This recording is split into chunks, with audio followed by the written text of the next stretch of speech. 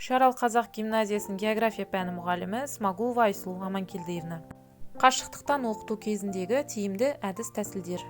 Қашықтықтан оқытатын сабақтың әзірлеу алгоритмінде жаңа материалды игеру қазіргі таңда онлайн платформалар арқылы жүзеге асырылады. Өз тәжірибемде жиі қолданатын платформалар қатарына Zoom желісі жатады.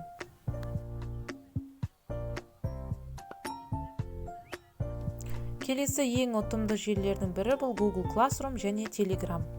География сабағында жиі қолданатын желі бұл Telegram желісі. Telegram желісі қандай тұстарымен ыңғайлы? Бұл жерде балалар подписчик ретінде менің өз каналыма тіркеледі, және мұғалім бұл жерде тест Word документін жіберуге де болады. Көбінесе мен опрос жіберіп отырам, оқушылар қаншалықты жауап бергендігін пайызбен көремін.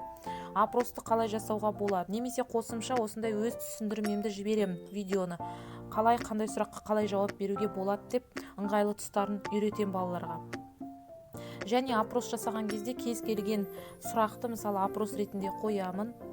Кез келген сұрақты жазуға болады. Мысалы гейзерлер аңғары,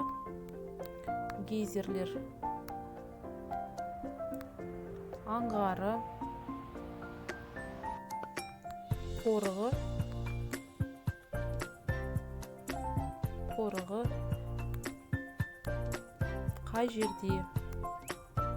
Гейзерлер аңғары, қорығы қай жерде? Яғни бірінші өзім дұрыс жауабын жазып кетемін. Бұл Камчаткада.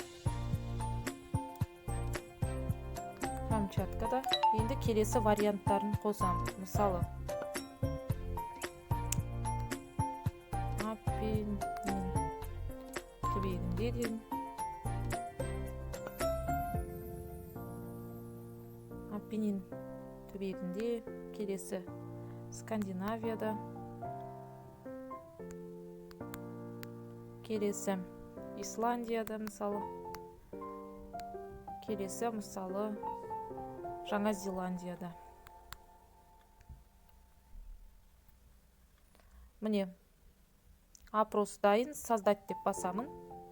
Дұрыс жауап берген оқушылар Камчаткада деп дұрыс жауап берсе, осылай пайыздық көрсеткіш бірден көрініп тұрады.